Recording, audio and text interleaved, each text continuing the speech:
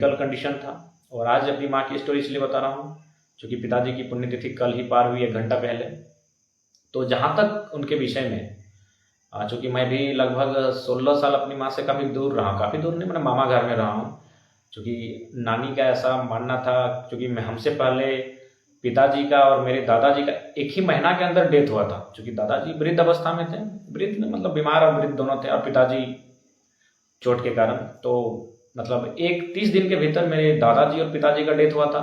और उससे ठीक 2-3 साल पहले मेरे एक भाई और बहन का डेथ हुआ था। तो गांव घर में थोड़ा सा ऐसा होता है कि इस घर में कंडीशन ठीक नहीं, या फिर कुछ भूत प्रेत का साया है दिखता है। तो इसीलिए नानी हमको जन्म के तुरंत बाद ही, कह सकते हैं, माँ का दूध हमको छुड़वा दिया गया।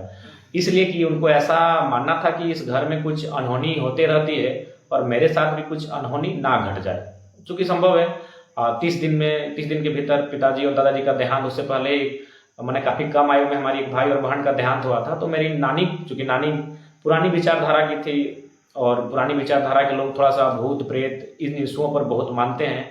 तो इसीलिए हमें मतलब काफ़ी छोटी आयु में मेरा जो नानी का घर है वहाँ ले गए।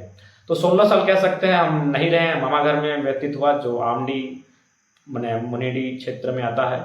लेकिन जब मैं घर वापस आया अपनी स्टार्टिंग की पढ़ाई पूरी करने के बाद, तो मैंने अपनी माँ को जितना जाना, जितना समझा, मैं आज के लाइव में बताना चाहूँगा। सबसे पहली बात में अगर कहा जाए तो, चूँकि हमारे समाज में, चूँकि हम लोग कृषक समाज से हैं, और कुड़मी का मतलब ये, कुड़मी यानी कोड़ना, कोड़ना यानी क्या, मिट्टी कोड़ना, यानी हमारा संबंध खेत से, हमारा संबंध धान से, हमारा संबंध फसल से है। तो हमारी ये मान्यता है कि स्त्री जो होती है वो हल नहीं चला सकती है। तो बस मेरी माँ ने केवल हल नहीं चलाया है, जहाँ तक मैंने उनको देखा है। हालांकि उनसे मैं हमेशा दूर ही रहा हूँ, इसलिए दूर रहा हूँ कि पढ़ाई की बात करें या खेल कूद की बात करें, घर से मेरा उतना टचअप नहीं रहा है, जो कि सच्चाई है। आज भी, आज दिल्ली से आया हूँ, मुंबई से आया हूँ, लेकिन उसके बाद घर जाने का अवसर नहीं मिला है। तो चूँकि मान्यता है समाज में कि एक स्त्री, एक महिला हल नहीं चला सकती है, इसी कारण मेरी माँ ने हल केवल नहीं चलाया है। अगर ये परंपरा या फिर ये मान्यता नहीं होती कि स्त्री हल नहीं चला सकती है, तो शायद मेरी माँ हल भी चलाती। यानी मेरे कहने का मतलब है कि मेरी माँ ने हल चलाने के अलावा वो सारा काम किया है जो पुरुष ने किया है। सबसे पहली बात, जो भी आप काम माइंड में आपका आता होगा, धान धुकना से लेकर, माड़ा देना से लेकर, माड़ा को चरने से लेकर, घोरना बांधने से लेकर, घोरना की खूंटी बनाने से लेकर, पानी झांकने का जो डोरा है उससे बनाने को लेकर, सिर्फ हल का बूटा को मैंने नहीं देखा है। क्योंकि ये मतलब प्रथा है कि भाई एक स्त्री हल नहीं चलाएगी। इसीलिए सबसे पहली और एक मैंने सबसे ज़्यादा उस समय मैंने जब, चूँकि खेती बाड़ी का दिन और बिहन पारने का जब दिन आता था, तो कभी कभी हम लोग लेट हो जाते थे। चूँकि बैल उतना मतलब कभी होता था, तो फिर बीच में जब हल चलाने वाला कोई नहीं, तो बैल भी नहीं रखा गया। तो हमने देखा अपने छोटे भाई के साथ, मेरी माँ ने जो बिहन, जहाँ फसल लगाया जाता है बिहन, उसको अपने हाथ से मतलब गैंता से कोड़कर बिहन पाड़ने का काम किया है। क्योंकि हल नहीं मिला, ट्रैक्टर भी नहीं मिला, तब भाई टाइम ओवर हो रहा है, तब क्या किया जाए उस कंडीशन में। तो ये मेरी जानकारी में है बाकायदा। कभी अगर फुर्सत मिले तो ऐसा नहीं कि मैं बना के बोल रहा हूँ, मेरी माँ जीवित है, उनसे आप पूछ सकते हैं। जो बिहन होता है, यानी जब हम लोग पहले मतलब धान लगाने से पहले बिहन लगाते हैं, वो बिहन का जो एरिया होता है उसको हमारी माँ ने बाकायदा गैंता से और कुदाल से कोड़कर, क्योंकि हल नहीं चला सकती तो हल चला के वो काम कर लेती, तो गैंता और कुदाल से कोड़कर मिट्टी को बिहन पारते हुए मैंने देखा है, मैंने बिहन लगाते हुए अपनी माँ को देखा।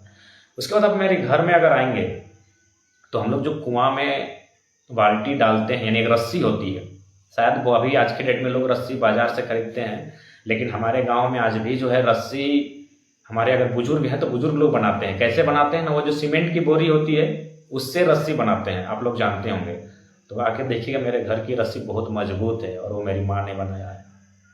ये कहानी मैं इसलिए सुना रहा हूँ ताकि किस प्रकार, किन किन कामों को करने के बाद, कितना त्याग करने के बाद मुझे पीएचडी का जो सफ़र मैंने तय किया है, किसकी बदौलत किया है, इसलिए मैं जानकारी दे रहा हूँ। क्योंकि आज के डेट में लोग बहुत बहाना बनाते हैं कि मेरी पढ़ाई पूरी नहीं हो पाई, और होता है, स्वाभाविक सी बात है, कुछ बहाने सही भी होते हैं, लेकिन कुछ बहाने बिल्कुल निरर्थक होते हैं। मैं उनको कहूँगा कि बहुत लोगों के बहाने जो बनाते हैं शायद सही होता है। वो किसी बदहाली के कारण, किसी तंगहाली के कारण अपनी एजुकेशन को पूरा नहीं कर पाते हैं, लेकिन 50% लोग कहीं ना कहीं झूठ बोलते हैं और अपने जिम्मेवारियों से कहीं ना कहीं मुंह मोड़ते हैं। तो उनको मैं बताना चाहूँगा मेरे, और कभी भी आइएगा तो मेरा जो बारी में घोरना लगा है, और ऐसे भी मीडिया वालों ने आपको दिखाया होगा मेरा बारी जो घोरना, वो घोरना टोटल मेरी माँ ने बनाया है। टोटल का टोटल घोरना तब समझते होंगे, मेरी माँ ने बनाया है।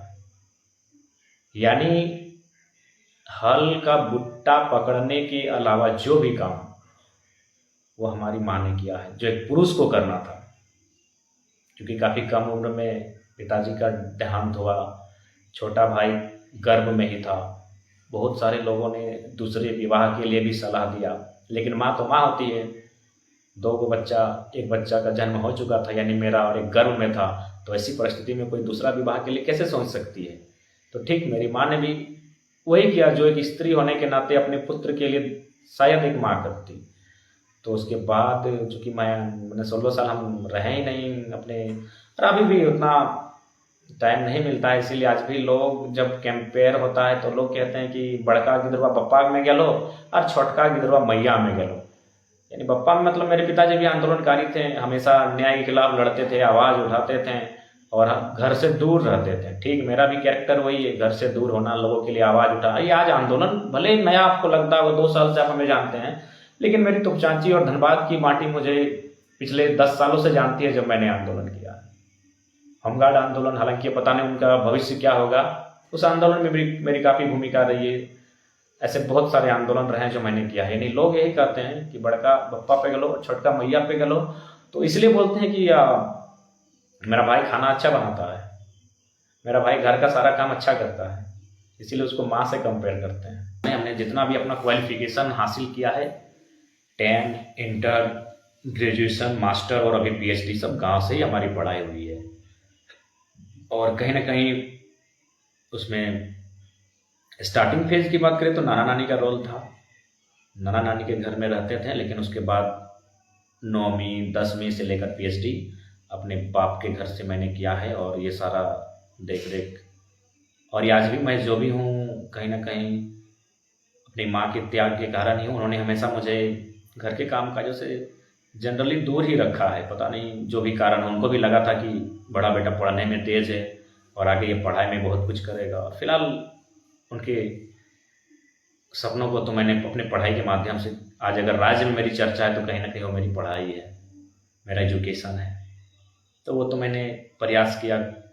आज भी अगर जैसे कि सुबह याद है हमको भी, अगर माड़ा देने का टाइम है तो जनरली भोरे उठना पड़ता है। तो मेरी माँ अगर धमकाती भी, जाहिर सी बात है, तो छोटा भाई को बुलाती है डांट के कि माड़ा के लिए आओ।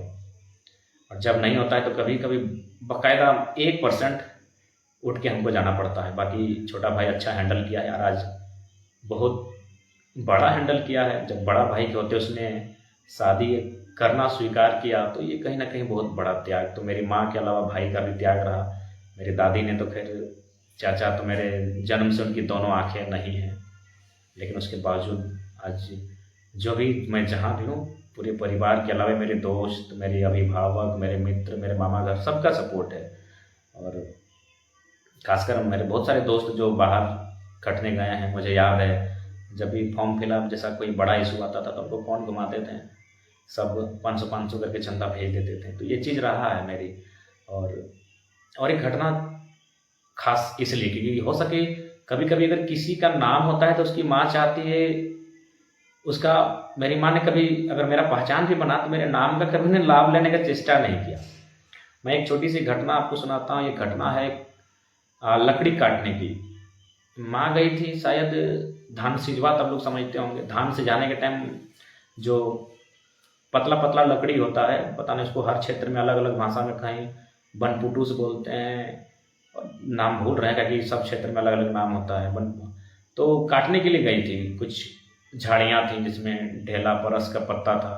तो उस समय एक शिक्षक मिले मेरी माँ को। उस टीचर ने, वो पूर्व रिटायर्ड टीचर है, उन्होंने मेरी माँ को इतना कहा कि ये आज आंदोलन से पहले की घटना है, ऐसा नहीं कि आंदोलन के बाद की, आंदोलन से पहले की घटना है। उस शिक्षक ने मेरी माँ से ये कहा कि आप तो टाइगर की माँ है ना, तो आप खाली एक आवाज टाइगर की सेना को दीजिएगा ना, तो ये जंगल और ये पहाड़ आपके घर चला जाएगा। उस टीचर ने कहा मेरी माँ से कि आप तो टाइगर की माँ है, आप चाहेंगे तो इस जंगल को अपना घर ले जाएंगे कटवा के, आपका बेटा के पास इतना लड़का है। तो मेरी माँ ने बहुत गर्व से कहा कि मेरा बेटा का यही खासियत है कि वो अपने काम के लिए किसी को नहीं बोलता है। वो दूसरा का काम में 24 घंटा खड़ा रहता है, लेकिन वो अपना का काम के लिए किसी को नहीं बोलता है। और ये मजाक नहीं, मैं आपको बताना चाहूँगा, हम लोग बहुत किसी का गैस कनेक्शन में काम मैंने तो कागज पत्र में काम के लिए, आज अपने घर में मेरा खुद का गैस कनेक्शन नहीं है। माँ बोलती रह गई, लेकिन हम आज तक गैस कनेक्शन अपना नहीं ले पाए। तो ये सच्चाई है। और जो मेरी माँ ने उस टीचर को जो जवाब दिया था कि मेरा बेटा सबका काम कर सकता है, लेकिन अपने काम के लिए किसी का इस्तेमाल तो बिल्कुल नहीं करेगा। उनको लगा, चूंकि वो अकेले जंगल में लकड़ी काट रही थी, तो वो टीचर मिले, उन्होंने कहा कि आप एक आवाज़ बोल दीजिए। हालांकि उसके बाद अपने दोस्तों से काफ़ी सहयोग मैंने लिया। और जनरली घर में मेरा काम कब पड़ता था, जैसे कि मान के चलिए हल चलाना तो मेरा छोटा भाई हैंडल करता था, या फिर ट्रैक्टर से, आज के डेट की बात कर रहा हूँ।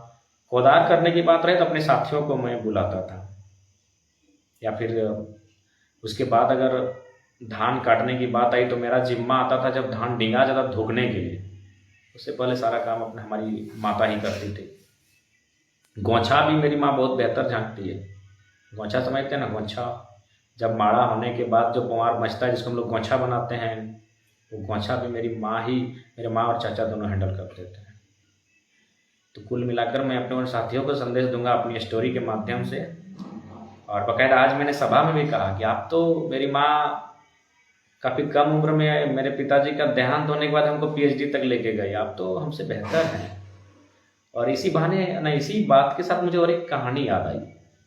ये कहानी आज से लगभग 3 साल या 4 साल पहले की है।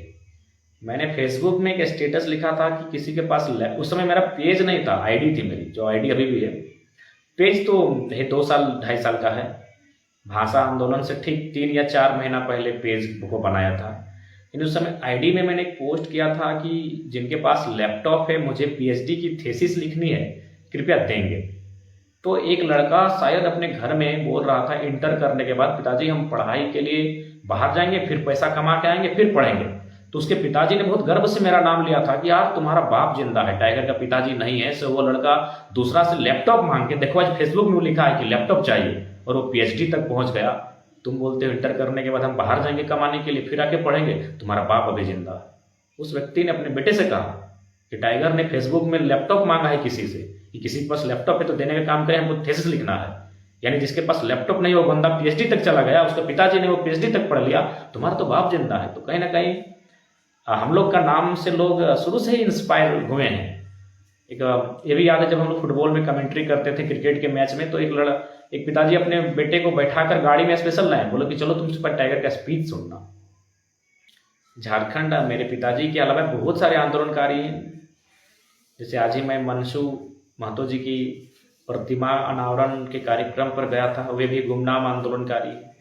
ऐसे मुझे लगता है अनगिनत आंदोलनकारी होंगे झारखंड में, जिनको आज तक पहचान और सम्मान नहीं मिल पाया है। मेरे पिताजी भी उन्हीं में से एक हैं।